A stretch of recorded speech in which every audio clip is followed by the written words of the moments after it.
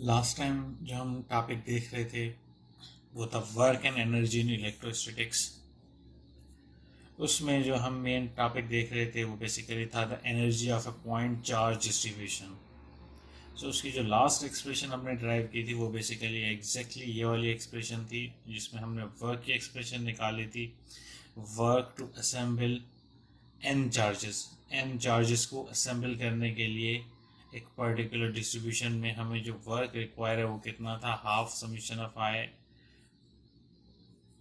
1 to n q of I potential as a function of R I. उसके बाद next topic हमारा क्या है, हमारा नेक्स्ट टॉपिक है basically energy of a continuous charge distribution. जब हम डिस्क्रीट डिस्ट्रीब्यूशन से कंटिन्यूस डिस्ट्रीब्यूशन में जाते हैं तो समीशन कन्वर्ट होता है इंटीग्रल में। हमारे पास है summation of I Q I V R of I. So basically V same रहेगा, उसमें जो भी आर का एक्सप्रेशन या क्यू का एक्सप्रेशन आ रहा होगा, और बेसिकली सम क्यू आई पे जो है वो हमारा कन्वर्ट हो जाएगा इंटीग्रल डेल क्यू पे। मुझे पता है डेल क्यू को मैं लिख सकता हूँ डेंसिटी टाइम्स डी टाउ अगर मेरे पास 3D का केस है। जब ये एक्सप्रेशन मैं यहाँ पुट करूँगा तो मेरे पास जो ओरिजिनल वर्क की एक्सप्रेशन है to assemble a particular continuous charge distribution वो बेसिकली यूँ बन जाएगी half integral potential rho D tau. ये बेसिकली चार्ज डिस्ट्रीब्यूशन है, ये पोटेंशियल है, ये बेसिकली इंटीग्रल उस पर्टिकुलर वॉल्यूम में है जिसमें हमारा चार्ज पड़ा हुआ है। सो सेम एक्सप्रेशन अगर हमारे पास लाइन चार्ज डिस्ट्रीब्यूशन का कोई केस आता है सो बेसिकली ये कन्वर्ट हो जाएगा integral V lambda linear charge density times D L.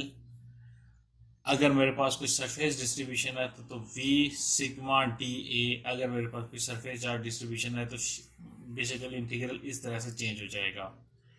सो अब हमने हमारे मेन जो एक्सप्रेशन है, एक्सप्रेशन वन, जो कि मुझे क्या बताता है work is equal to half integral V rho delta. Rho को मैं चेंज करूंगा, रो को मैं एक और शेप में लिखना चाह रहा हूँ।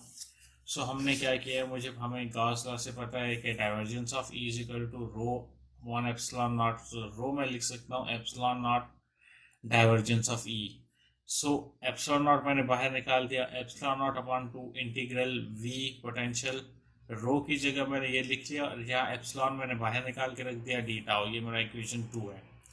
सब हम प्रोडक्ट रूल के थ्रू इसको चेंज कर सकते हैं। सो प्रोडक्ट रूल के थ्रू इसको चेंज हम कैसे कर सकते हैं, बेसिकली स्केलर फंक्शन है, डाइवर्जेंस है इलेक्ट्रिक फील्ड का। प्रोडक्ट रूल मेरा क्या कहता है, अगर हमने डाइवर्जेंस ले रहे हैं, एक स्केलर फंक्शन है एक वेक्टर फंक्शन है। सो बेसिकली सबसे पहले डाइवर्जेंस आ जाएगा इस वेक्टर फंक्शन का, स्केलर फंक्शन मल्टीप्लाई हो जाएगा प्लस ग्रेडियंट आ जाएगा स्केलर फंक्शन का और वेक्टर फंक्शन की, और उस ग्रेडियंट की डॉट प्रोडक्ट आ जाएगी। अगर मैं दोनों तरफ इस तरफ भी वॉल्यूम इंटीग्रेट करता हूँ क्योंकि हमारे पास वॉल्यूम इंटीग्रल है, तो बेसिकली हमारे पास जो एक्सप्रेशन आएगा वो समहाउ यूं आएगा।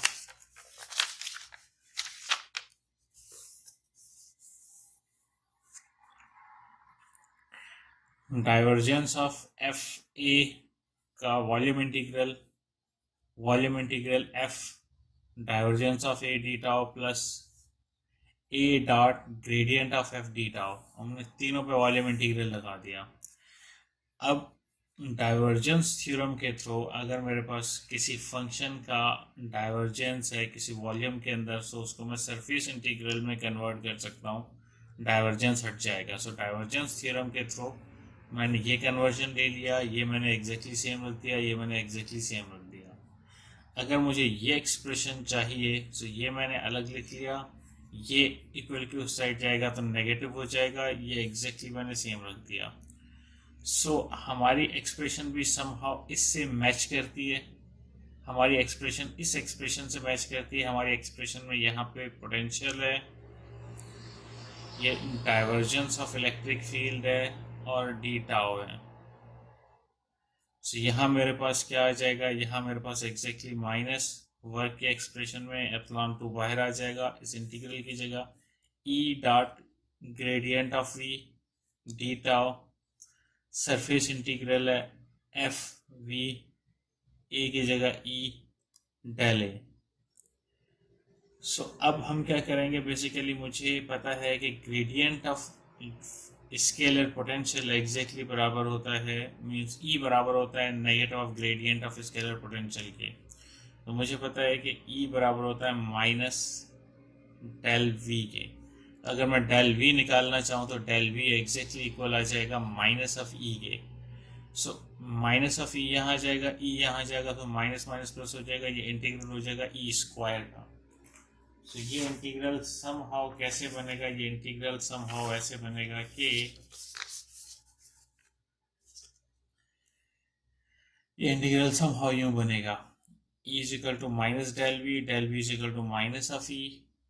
सो ये इंटीग्रल आ जाएगा ई स्क्वायर डी टाउ, और ये जो इंटीग्रल है ये एग्जैक्टली सेम रहेगा V E dot del A की शेप में। ये वॉल्यूम इंटीग्रल है, ये सरफेस इंटीग्रल है।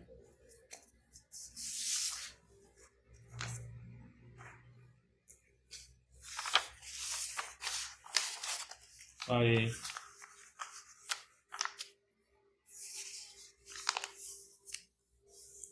हमें ये पता है कि इंटीग्रेशन जो है is over the region where the charge is located. ये सिर्फ और सिर्फ उस रीजन में है जहाँ पे चार्ज लोकेट करता है हमारा, जिस पोजीशन पे हमारे पास चार्ज है। अगर हम इंटीग्रेशन का वॉल्यूम, इंटीग्रेशन का वो रीजन बढ़ाएंगे, या हम जिस वॉल्यूम पे इंटीग्रेट करते हैं वो बढ़ाएंगे, इससे रिजल्ट पे कोई फ़र्क नहीं पड़ेगा, क्योंकि चार्ज की डिस्ट्रीब्यूशन जो पहले थी एग्जैक्टली वही रहेगी। सो इसका मतलब ये है कि बेसिकली हमारा जो सम है वो सेम रहेगा। अगर मैं आर बढ़ाऊंगा, अगर मैं वो रीजन का वॉल्यूम बढ़ाऊंगा, सो ये एक्सप्रेशन इंक्रीज होगी, ये एक्सप्रेशन ओवरऑल डिक्रीज होगी, इन दोनों का सम सेम रहेगा। सो आर इंक्रीज करने से फर्स्ट टर्म इंक्रीज होगी जो वॉल्यूम इंटीग्रल की है, सेकेंड टर्म जो सरफेस इंटीग्रल की है वो डिक्रीज होगी। और अगर हम लार्ज को, अगर हम आर को वेरी लार्ज लें, इसका मतलब ये है कि हमारा basically integral over all space पर है। एंटायर स्पेस को अगर हम फिल कर दें, सो सारी की सारी जो कंट्रीब्यूशन है वो सिर्फ और सिर्फ पहले टर्म से आ रही होगी इंटीग्रल के। सेकेंड टर्म जो इंटीग्रल का है वो एग्जैक्टली ज़ीरो हो जाएगा। उस पर्टिकुलर केस के अंदर जो हमारे पास एक्सप्रेशन बचेगा वर्क का, epsilon naught upon two integral E square D tau, यहाँ पे लिखा हुआ सीधा सीधा ऑल स्पेस के इंटीग्रल ऑल स्पेस पर है। इसका एक छोटा सा एग्जाम्पल है। एग्जाम्पल मुझे क्या बताता है, एग्जाम्पल क्या कहता है कि ये बेसिकली 2.8 है। Find the energy of a uniformly charge spherical shell of total charge Q and radius R। मुझे एनर्जी निकालनी है एक स्फेरिकल शेल की जिसका टोटल चार्ज Q है, जिसके रेडियस R है। मुझे पता है कि शेल है तो इलेक्ट्रिक फील्ड इनसाइड जीरो होगी, electric field outside Q upon 4 epsilon not R square R unit vector. अगर मुझे ई स्क्वायर चाहिए तो बेसिकली एक्सप्रेशन हो जाएगा 1/4 एप्सिलॉन नॉट हो जाएगा 16 pi square epsilon not square Q square R square पहले से था R पावर 4, डॉट प्रोडक्ट में R unit vector R unit vector cancel हो जाएगा, ये सिर्फ और सिर्फ मेरे पास मैग्नीट्यूड रह जाएगा। वर्क के एक्सप्रेशन में epsilon naught upon two integral के बाहर आ जाएगा। ये पूरा का पूरा एक्सप्रेशन भी मैंने इंटीग्रल से बाहर ले लिया, सिर्फ और सिर्फ इंटीग्रल में R 1/r पावर 4 आएगा, 1/r पावर 4 आएगा, और डी टाउ की जगह उसका जो वॉल्यूम एलिमेंट था मैंने वो लिख लिया, R square sine of theta D R D theta D phi. So integral basically R पर भी है, थीटा पर भी है, फाई पर भी है। थीटा का इंटीग्रल और फाई का इंटीग्रल मुझे सिंपली 4 पाई दे देगा। थीटा का इंटीग्रल वही 0 से लेके पाई तक, फाई का इंटीग्रल वही 0 से लेके 2 पाई तक। यहाँ पे आर स्क्वायर है, आर पावर 4 है, मेरे पास 1/r स्क्वायर आ जाएगा। ये इंटीग्रल कहाँ से लेके कहाँ तक है, क्योंकि ये इलेक्ट्रिक फील्ड आउटसाइड है, सो इंटीग्रल उस शेल के सरफेस से लेके बाकी सारे के सारे वॉल्यूम को फिल कर रहा है, मीन्स इनफाइनाइट। सो ये इंटीग्रल बेसिकली मुझे 1/r दे देगा। 1/r में एक लिमिट में ये पुट करूँगा, दूसरी लिमिट में ये पुट करूँगा, सॉरी -1/r दे देगा। पहली लिमिट 0 माइनस के साथ, दूसरी लिमिट मुझे ये आ जाएगी, मेरे पास नेट रिजल्ट वर्क ये आ जाएगा 1/416 से 4 टाइम्स आ जाएगा, मल्टीप्लाई बाय 2 8 आ जाएगा। यहाँ पे पाई है, पाई स्क्वायर है, पाई आ जाएगा। ये एप्सिलॉन नॉट का स्क्वायर है, ये एप्सिलॉन है, तो सिंपली मेरे पास एप्सिलॉन आ जाएगा, क्यू स्क्वायर आ जाएगा, और यहाँ से मेरे पास आर आ जाएगा। सो ये बेसिकली कंटिन्यूस चार्ज डिस्ट्रीब्यूशन के लिए हम वर्क कैसे निकाल सकते हैं वो था। नेक्स्ट हमारे पास क्या है, नेक्स्ट बेसिकली मेरे पास है कंडक्टर्स।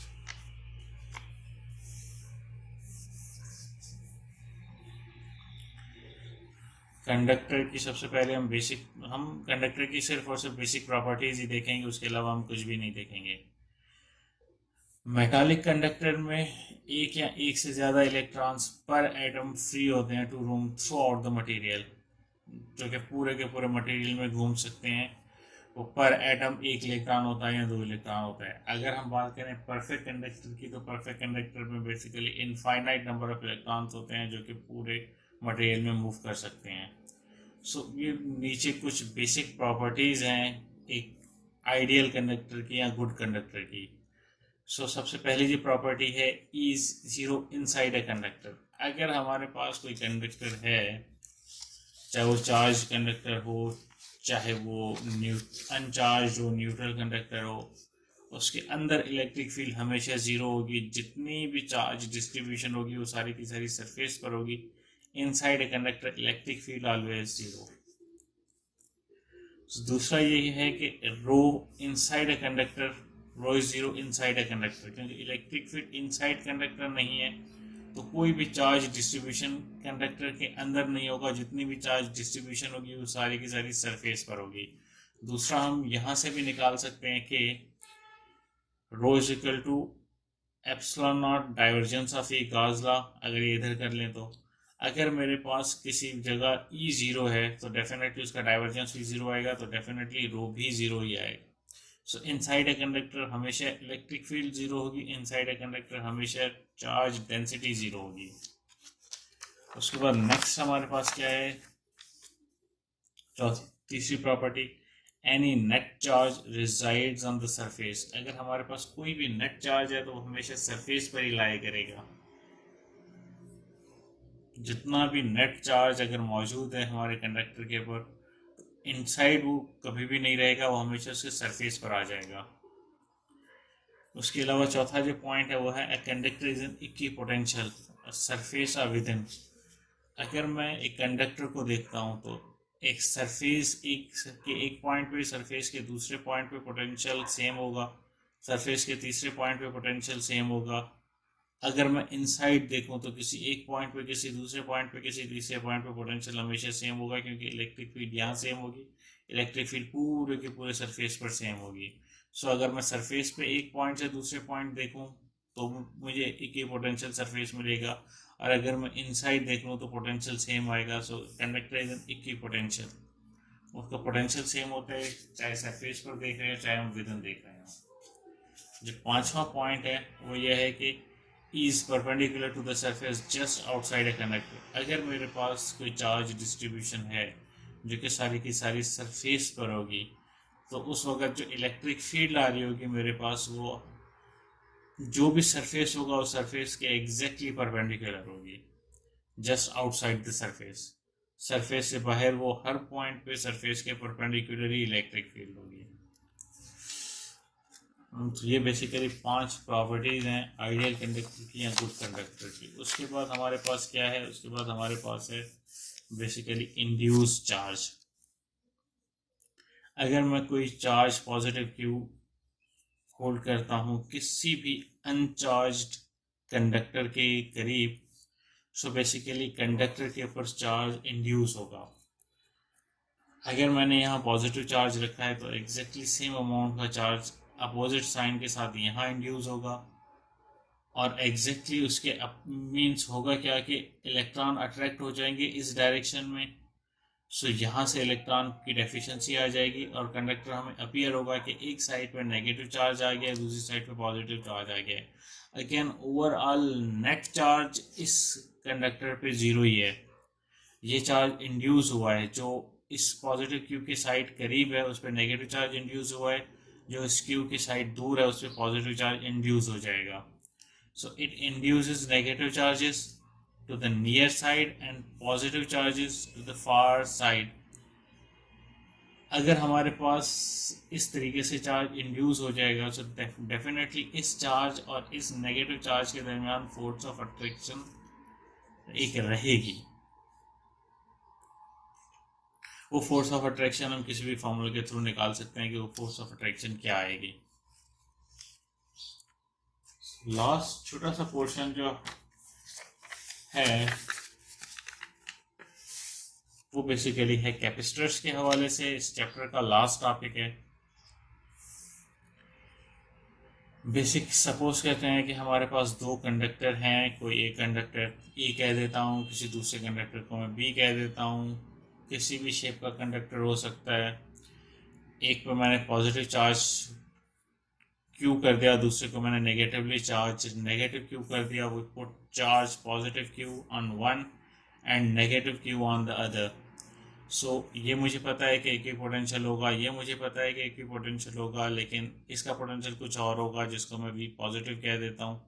मुझे पता है इसका पोटेंशियल कुछ और होगा जिसको मैं V नेगेटिव कह देता हूँ। इन दोनों के दरमियान एक पोटेंशियल डिफरेंस एग्जिस्ट करेगा, जिसको मैं सिंपली V कह दूँ, जिसको मैं V positive minus V negative कह दूँ, जो कि एग्जैक्टली बराबर आएगा इन दोनों के दरमियान इलेक्ट्रिक फील्ड कितनी है, minus integral negative to positive E dot D L. मैं किसी एक पॉइंट से किसी दूसरे पॉइंट की तरफ आ रहा हूँ तो एग्जैक्टली ऐसे आएगा। सो इलेक्ट्रिक फील्ड की एक्सप्रेशन हम निकाल सकते हैं, उसकी लेंथ के साथ डॉट प्रोडक्ट लेंगे, इंटीग्रेट करेंगे एक पॉइंट से दूसरे पॉइंट के दरमियान। एक दूसरा इसका आसान सा तरीका है और वो ये है, मुझे पता है कि V प्रोपोर्शनल है इलेक्ट्रिक फील्ड के और इलेक्ट्रिक फील्ड प्रोपोर्शनल है चार्ज के, जो भी चार्ज हमने यहाँ पे रखा है पॉजिटिव या नेगेटिव। इसका अल्टरनेटिव मतलब ये है कि V प्रोपोर्शनल है चार्ज Q के। इन दोनों पोटेंशियल और चार्ज के दरमियान जो कांस्टेंट ऑफ प्रोपोर्शनलिटी है उसको कैपेसिटेंस कहते हैं। वो कुछ इस तरह से डिफाइंड होता है, C which is equal to Q by V। So capacitance is purely geometrical quantity। ये purely geometrical quantity है, determined by the sizes, shapes and separation of the two conductors। ये purely depend किस पर करती है, sizes पे, shapes पे और separation between two conductors पे। ये और किसी पे डिपेंड नहीं करती, ये purely geometrical quantity है। So यहाँ हमारा chapter 2 complete होता है और मोस्ट प्रॉबेबली थर्सडे वाले दिन 22 को फर्स्ट 2 चैप्टर्स का एक टेस्ट है 20 पॉइंट्स का। Thank you.